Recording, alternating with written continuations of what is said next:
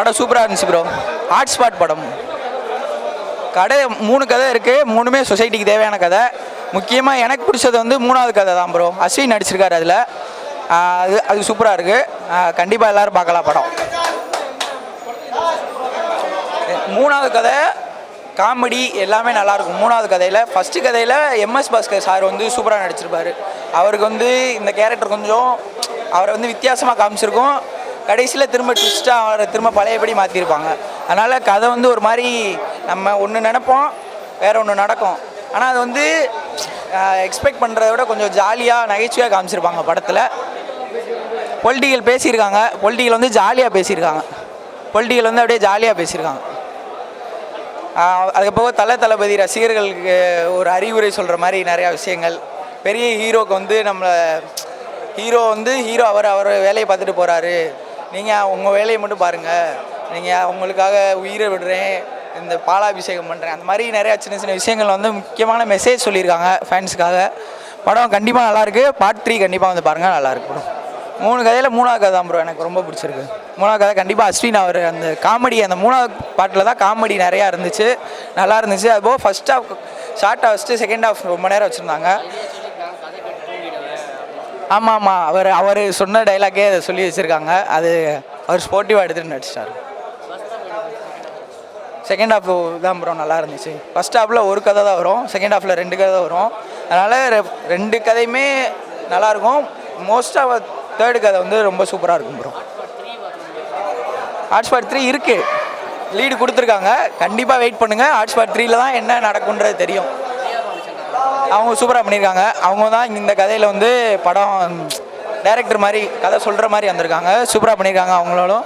அதில் முக்கியமான அவங்க ரியல் லைஃப்பில் நடக்கிற மாதிரி அதாவது எப்படின்னா கதையில் அவங்க கதை சொல்கிறதுக்கு பதிலாக அவங்களோட வாழ்க்கையில் நடக்கிறதுக்கு வந்து அவங்களுக்கு உதவி தேவைப்படுறதுக்காக வந்திருக்காங்க. ஒன்று மாதிரியே தான் 2வும் லீடு போகும். கண்டிப்பாக பாருங்கள், படம் நல்லாயிருக்கு. படம் நல்லா இருந்தது ப்ரோ. ஹாட் ஸ்பாட் 1ஓட ஹாட் ஸ்பாட் 2 வந்து நல்லாவே கொண்டு போயிருக்காங்க. ஒவ்வொரு 3 அதே மாதிரி இதுலேயும் கதை தான் ப்ரோ. 3 கதை 4 கதை இருக்குது. ஒவ்வொரு கதையும் சொசைட்டிக்கு வந்து ஒரு கருத்து சொல்கிற மாதிரி இருக்குது ப்ரோ. ஒரு சில கதையில் வந்து சொசைட்டிக்கு ஒரு இன்ஃபர்மேஷனு, ஒரு சில கதையில் வந்து ரியாலிட்டினா எப்படி அந்த மாதிரி. இப்போது ஃபஸ்ட்டு கதையில் பார்த்திங்கன்னா தளபதி அந்த மாதிரி அதை பற்றி சொல்லியிருக்காங்க. அது நம்ம சொசைட்டியில் நடக்கிறது தான் ப்ரோ. அடித்து சண்டை போட்டுக்கிட்டு எதுக்கு, நம்ம லைஃப்பை நம்ம பார்த்துக்கணும். படங்கிறது ஒரு என்டர்டைன்மெண்ட் மட்டும்தான். படத்தில் வந்து ஆக்ட்ரஸ் வந்து ஃபேன்ஸுக்கு எந்த விதமாக ஹெல்ப்பும் பண்ண மாட்டாங்கன்னு சொல்லியிருக்காங்க. ஆமாம், எப்படி இருக்குது? அது வந்து நமக்கு தெரியாது ப்ரோ. ஏன்னா வந்து தளபதியும் வந்து ரெண்டு பேருமே ஹெல்ப் பண்ணியிருக்காங்க, இல்லைன்னு சொல்ல முடியாது. இதில் என்ன சொல்ல வராங்கன்னா, நம்ம லைஃப்பை நம்ம பார்த்துக்கணும். படத்தில் வந்து என்டர்டைன்மெண்ட் பர்பஸாக மட்டும்தான் பார்க்கணுமே தவிர நம்ம போயிட்டு தளபதி தான் வெயிட்டு, தலை தான் வெயிட்டுன்னு சண்டை போடக்கூடாது. அது இல்லாமல் சும்மா வந்து வெட்டிட்டு சண்டை போட்டுப்பாங்களா ப்ரோ, அந்த மாதிரி பண்ணக்கூடாதுன்னு சொல்ல வராங்க ப்ரோ. 3 கதை லாஸ்ட் கதை ப்ரோ. ஏன்னா வந்து அது நல்லா என்டர்டைன்மெண்ட்டாக காமெடியாக கொண்டு போயிருக்காங்க. அது ஒரு மாதிரி நல்ல கதையாக இருக்குது ப்ரோ. நல்ல செம காமெடி. அந்த அவங்க நல்லாவே கேஸ்டிங் அவங்க நல்லா பண்ணியிருக்காங்க ப்ரோ. அப்படிலாம் இல்லை ப்ரோ, நல்லா தான் ப்ரோ இருக்குது. ஃபஸ்ட் ஹாஃப் தான் கொஞ்சம் லாக் ஆகிற மாதிரி இருக்குது, ஆனால் செகண்ட் ஹாஃப் நல்லா கொண்டு போயிட்டேன். நல்லா இருக்குது ப்ரோ. பேக்ரவுண்ட் பாட்டு ஓகே தான். ஃபஸ்ட் ஹாஃபில் வந்து கொஞ்சம் ஸ்லோவாக போகிற மாதிரி இருக்கும் ப்ரோ, ஆனால் அது வந்து எங்கேஜிங்காக கொண்டு போயிடுவாங்க செகண்ட் ஹாஃபில். 2 நல்லா இருக்குது. ஹாட் ஸ்பாட் 1லேயும் ஒரு சில கதை நல்லா இருக்குது, ஆனால் ஹாட் ஸ்பாட் 2ல் வந்து இந்த 3rd கதை நல்லாவே இருக்குது ப்ரோ. டிவிக்கை பற்றிலாம் சொல்லியிருப்பாங்க இதில். ஓகே, சூப்பராக இருந்துச்சு ப்ரோ படம். கண்டிப்பாக வந்து தேட்டரில் வந்து ஃபேமிலியாக பார்க்கலாம். ஹாட் ஸ்பாட் 2 சூப்பராக இருந்துச்சு. எந்த கதை உங்களுக்கு பிடிச்சிருந்தது? பார்ட் 3 பிடிச்சிருந்துச்சு ப்ரோ. என்ன ப்ரோ சிரிக்கிறேன்? நல்லா தான் ப்ரோ. பார்ட் 3 நல்லா தான் இருந்துச்சு. பார்ட் 1ஆ பார்ட் 2ஆ எது நல்லா இருக்குது? பார்ட் 2 கொஞ்சம் இதில் சென்சார் கட்டோட நிறைய விஷயம் கம்மி பண்ணியிருக்கிறதா சொன்னாங்க. அது கொஞ்சம் ராவாக இருந்த மாதிரி இருந்தது படம் பார்ட் 1. இது அப்படி இல்லை ப்ரோ. பார்ட் 1ஓட இது வந்து கண்டிப்பாக ஃபேமிலி பார்க்குற மாதிரி தான் இருக்குது. பார்ட் 1 நீங்கள் ஃபேமிலியாக போய் பார்க்கலாம்னா அது கொஞ்சம் சொல்ல மாட்டேன், ஆனால் பார்ட் 2 கண்டிப்பாக நீங்கள் ஃபேமிலியோட பார்க்கலாம். காமெடியெல்லாம் ஒர்க் அவுட் ஆச்சா? சூப்பராக இருக்குது ப்ரோ. பார்ட் 3ல் காமெடி நல்லா இருக்குது ப்ரோ.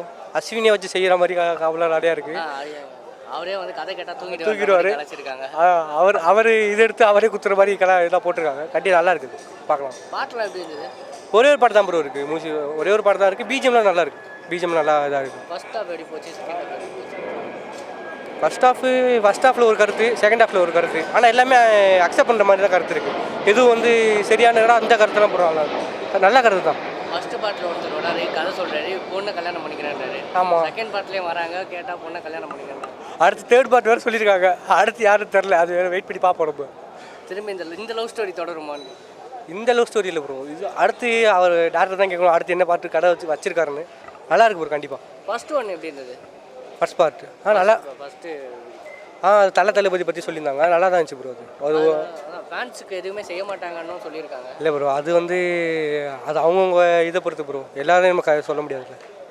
அது இவங்க ஃபேன்ஸுக்கு இவங்க அச்சன் சாகுறாங்கன்னா ஃபேன்ஸுக்காண்டி அவங்க ஒன்றும் பண்ண மாட்டாங்க. அது அப்படிலாம் அது அவங்க சொல்லியிருக்காங்க அப்படின்னு. ஒரு சில இடத்துல அப்படி இருக்கலாம். ஆனால் வந்து நம்ம எப்படி அவங்கள ஃபேன்ஸ் சொல்ல முடியாதுல்ல. அவங்களுக்கு கூட அந்த மெசேஜ் போகாமல் கூட இருந்துக்கலாம். கடைசியில் கேள்வி கேட்குறவங்களே ஃபேன்ஸாக மாறிடுறாங்களே. இல்லை ப்ரோ, நம்ம அவங்களுக்கு ஆக்டருக்கு அந்த அவ்வளோ பெரிய ஆக்டருக்கு நம்ம பண்ணுற மெசேஜ் போகாமல் இருக்கலாம். கண்டிப்பாக அவங்களுக்கு தெரிஞ்சிருந்து அவங்க பண்ணியிருப்பாங்களே ஹெல்ப்பு. எப்படி இருந்தது பாட்டு, மியூசிக், கேமரா ஒர்க்லாம்? நல்லா இருந்துச்சு ப்ரோ, சூப்பராக இருந்துச்சு படம். கண்டிப்பாக வந்து தியேட்டரில் பார்க்கலாம். எப்படி இருந்துச்சு படம்? படம் வந்து சூப்பராக இருக்குது. நான் ஹாட்ஸ்பாட் 1 வந்து பாதி தான் பார்த்தேன், நான் முழுசாக பார்க்கல படம். ஆனால் எனக்கு இந்த ஹாட்ஸ்பாட் 2 பார்த்தீங்கன்னா அடுத்தடுத்து என்ன வரும், என்ன கதை சொல்லுவாங்க, எவ்வளோ என்டர்டெயின்மெண்ட்டாக எடுத்துகிட்டு போக முடியுமோ அந்த மாதிரி செம்மையாக என்டர்டெயின்மெண்ட்டாக எடுத்துகிட்டு போயிருந்தார் விக்னேஷ் கார்த்திக். அதே மாதிரி பவானி சங்கர் ஒரு ஆக்டிங்கும் அவங்களோட ஒரு கதை எப்படி சொல்கிறது, அவங்க அடுத்து என்ன பண்ணுவாங்க நடித்து தான் காட்டணும்ல, அந்த உட்காந்த இடத்துலேயே அவங்களோட இது எக்ஸ்பிரஷன் எப்படி எடுத்துகிட்டு போகலான்றது வந்து செம்மையாக பண்ணியிருந்தாங்க. போன கதை எனக்கு ஞாபகம் இல்லை ப்ரோ. பட் ஆனால் இந்த கதையில் வந்து எனக்கு 3 கதையுமே வந்து சூப்பராக இருக்குது. எனக்கு ரொம்ப என்டர்டெயின்மெண்ட் பண்ணேன். அதாவது ஒரு சொல்கிற விதத்துலேயும் நடுவில் ஒரு காமெடி போட்டால் எப்படி இருக்கும், நம்ம வந்து போர் அடிச்சிடக்கூடாது, என்னடா இப்படி எடுத்துகிட்டு போகிறான் அந்த மாதிரி நான் போர் அடிக்காமல் ஒரு எங்கேஜாக வச்சுருந்தாரு. நல்லா ஒரு கதை. ஃபஸ்ட்டு கதை அது நம்ம பண்ணிகிட்டு இருந்தது தான், இப்போ கம்மியாயிடுச்சு. ஏன்னா அவங்கவுங்க ரெண்டு பேரும் அவங்க லைஃப் அதே மாதிரி தான் நம்ம லைஃப் பார்த்துக்கணுன்றது தான் சொல்ல வராங்க. அவங்கவுங்க அவங்க வேலையை பார்த்துட்டு கரெக்டாக இருக்காங்க. நம்ம ரொம்ப ஆர்ப்பாட்டம் பண்ணாமல் அன்றைக்கி தினம் ஒரு சிம்பிளாக நம்ம எவ்வளோ நமக்கு நம்ம சந்தோஷப்படுத்தி எப்படி இருக்கணும் அதோடு இருந்துக்கிட்டு நம்ம ஃபேமிலியை பார்த்துக்கிறது நல்லதுன்றதை எடுத்து சொல்லியிருந்தாங்க. நல்லா எம்எஸ் பாஸ்கருக்கு அப்போ வந்து ஃபேன்ஸ் இருக்காங்க. பட் அவர் சொன்ன அந்த கருத்தை அவருக்கே ரிப்பீட் அடிச்சிட்டாங்க. அது ரொம்ப ஃபன்னாக இருந்துச்சு. அது அஸ்வின் கதை தான் ப்ரோ ரொம்ப ரசித்து பார்த்தேன். அந்த லவ் ஸ்டோரி வந்து செம்மையாக இருந்துச்சு. 2050 இப்படிலாம் இருக்குமா, கடைசியில் அது ஒரு ட்விஸ்ட்டாக கொண்டு போய் அது ரொம்ப ஃபன்னாகவும் எடுத்துகிட்டு போனாங்க. செம்மையாக இருந்துச்சு.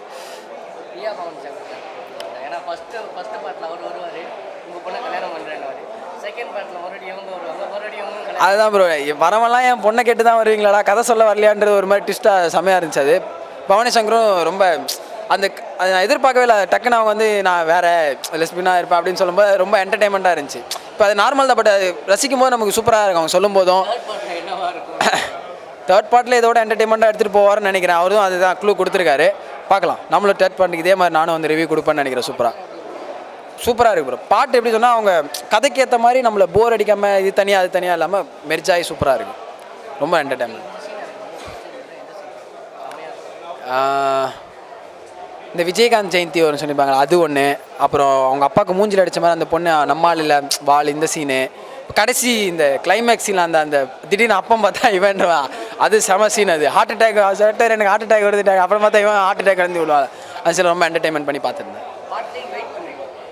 பார்ட் 3 வந்து இதை கம்பேர் பண்ணும்போது பார்ட் 3 இன்னும் சூப்பராக எடுப்பாருன்னு ரொம்ப ஆவலாக இருக்குது. கண்டிப்பாக வெயிட் பண்ணுறேன். ஆமாம், இல்லை சென்சாருக்கு பயந்து சொன்ன மாதிரி தெரில. ஒரு சில விஷயம்லாம் போட்டிருந்தாரு. பட் ஆனால் சொல்லலாம், தைரியமாக சொல்லலாம், பார்த்துக்கலாம். எது வந்தாலும் ஜாலியாக இருக்கும், ரொம்ப என்டர்டெயின்மெண்ட்டாக இருக்கும். படம் ஓவராலாகவே வந்து நல்லா தான் ப்ரோ இருக்குது. படம் பார்த்தது வந்து பார்ட் 1 ஹாட்ஸ்பாட் 1 வந்து 2022 வருஷத்துக்கு முன்னாடி வந்துச்சு. அப்போ பார்த்தது வந்து காலேஜ் படிக்கும்போது பார்த்தேன். அதே ஃபன்னோட பயங்கரமாக இதில் இருக்குது. ஸோ பார்ட் 2க்கும் வந்து இது அடுத்து பார்ட் 3யும் வரப்போகுது. ஹாட்ஸ்பாட் 3 வரப்போகுது. வந்துச்சுன்னா கண்டிப்பாக பார்க்கலாம் ப்ரோ. வந்து அதான் ஒன்று வந்து சென்சார் கட். இப்போ சென்சார் தானே ப்ரோ பெரிய பிரச்சனையாக இருக்குது. ஜனநாயகன் வருமா வராதாங்கிறது இடையில இந்த ஒரு படம் வந்திருக்கு.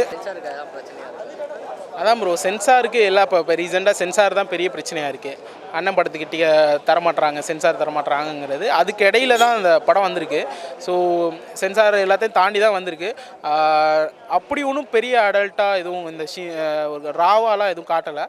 ஒரு ஃபேமிலி ஆடியன்ஸ் வந்து பார்க்குற மாதிரி தான் படத்தில் காமிச்சிருக்காங்க. விஷுவலும் சரி, பேசியிருக்கிறதும் எதுவும் தப்பாக எதுவும் பேசலை. அதான். மணிக்கான்றாரு செகண்ட் பார்ட்டில் அதான் அது அவங்க கனெக்ட் பண்ணாலே உங்களுக்கு புரிஞ்சிருக்கும். ஃபர்ஸ்ட் பார்ட்டில் அவர் வர்றாரு, செகண்ட் பார்ட்டில் இவங்க வர்றாங்க. அது நீங்கள் படத்தில் வந்து பார்த்தாலே புரியும். தேர்ட் பார்ட்டத்தில் வேறு யாரும் வந்தாலும் வருவாங்கன்னு நினைக்கிறேன். அதான் யூனிக்காக யாரும் நினச்சி பார்க்க முடியாத அளவுக்கு ஒரு படத்தை எடுத்திருக்காங்க. 3 கதைன்னு வச்சுருக்காங்க. 4 கதை எப்படி 4 விதமாக இருந்துச்சோ, இது 3 கதையுமே யூனிக்காக 3 விதமாக இருக்குது. உங்களுக்கு எந்த ஸ்டோரி பிடிச்சிருந்தது? எனக்கு ஃபஸ்ட்டு ஸ்டோரி வந்து ஃபேண்டம், அதை பற்றி சொல்லியிருக்காங்க. செகண்ட் ஸ்டோரி வந்து ஒரு 2K கிட்ஸ்க்கும் இந்த இப்போ இருக்க ஜென்ரேஷன் எப்படி இருக்காங்களோ அதை சொல்லியிருப்பாங்க. எனக்கு தேர்ட் ஸ்டோரி வந்து ஒரு லவ் இதை பற்றி சொல்லியிருக்காங்க. இப்போ ஜென்ரேஷனில் உள்ள லவ் எப்படி இருக்குன்ற அந்த லவ் சொன்ன விதம் வந்து நல்லா இருந்துச்சு. அந்த அஸ்வின் நடிச்சிருக்காரு, அவரோட ஆக்டிங்கும் பயங்கரமாக இருக்குது. அவரே கலாச்சிருக்காங்க. அதான் அவரே படத்தில் கலாய்ச்சி பண்ணியிருக்காங்க. அவர் வந்து நல்லா இருக்கு, அவர் பண்ணியிருக்காரு. ஃபஸ்ட்டு அந்த ஃபேண்டம்ல வந்து சொல்லும்போது ரசிகருக்காக ஆக்டர் எதுவுமே பண்ணுறதில்ல அப்படின்ற மாதிரி சொல்லியிருக்காங்க. ஏன்னா அந்த ரசிகருக்காக அவ்வளோ பால விஷயம் பண்ணுவாங்க, இது பண்ணுவாங்க. அதான் ரசிகர்களுக்காண்டி எல்லாரும் பண்ணுறாங்க. அவர் யாரும் பண்ணலங்கிறத காமிச்சிருக்காங்க. பட் யாரையும் இது குத்தம் சொல்லி அவங்க படத்தில் சொல்லலை. பட் வந்து இன்ஃப்ளூயன்ஸ் ஆகாதீங்கிறத தான் படத்தை சொல்லியிருக்காங்க. டிவிக்கு ஆனால் வச்சிருக்காங்க. டிவிக்கு அதான் 2027 யார் சிஎம்னு கேட்டிருக்காங்க. அது யாருங்கிறது எல்லாருக்குமே தெரியும். அது அவங்களுக்கு இன்னொன்று சிஎம் சிவகார்த்திகேயன் எதிர்க்கட்சி தலைவர் விஜய் சேதுபதி. அது 2050. ஆமாம், இப்போ இவர் இருக்காருன்னா அப்போ யார் வேணாலும் இருக்கலாங்கிறத ஒரு ஃபன்னாக தான் வச்சுருக்காங்க. அது பார்க்கலாம் என்னென்னு. பாட்டில் எப்படி இருந்தது? பாட்டு கம்மி தான் ப்ரோ படத்தில், பாட்டு இல்லை பெருசாக. பட் ஆனால் ஃபன்னாக தான் இருக்கும். ஃபன்னு மியூசிக், அதான் மியூசிக் பிஜிஎம் மட்டும் தான் இருக்கும், பாட்டு பெருசாக இருக்காது படத்தில். கேமரா ஒர்க் அதெல்லாம் எப்படி இருந்தது? அதான் விஷுவல் எல்லாமே நல்லா இருக்கும் ப்ரோ. பார்க்குற ஸ்க்ரீன் ப்ளே எல்லாமே நல்லா இருக்கும். யார் நல்லா பண்ணியிருந்தா பர்ஃபார்ம் பண்ணியிருந்தா? தம்பி ராமையா பண்ணியிருந்தார். அப்புறம் வந்து ஹரிஷ் இவர் பண்ணியிருந்தார். அஸ்வின்மே நல்லா பண்ணியிருந்தார். அந்த தம்பிராமையா கதை பிடிச்சிருந்தது உங்களுக்கு? தம்பிராமையில் சஞ்சனான்னு ஒரு பொண்ணு வந்திருக்கும். அது பயங்கரமாக இருக்குது. பயங்கரமாக இருக்குமா? பயங்கரமாக இருக்குன்னா வந்த விஷுவலும் சரி, அவங்க பேசினது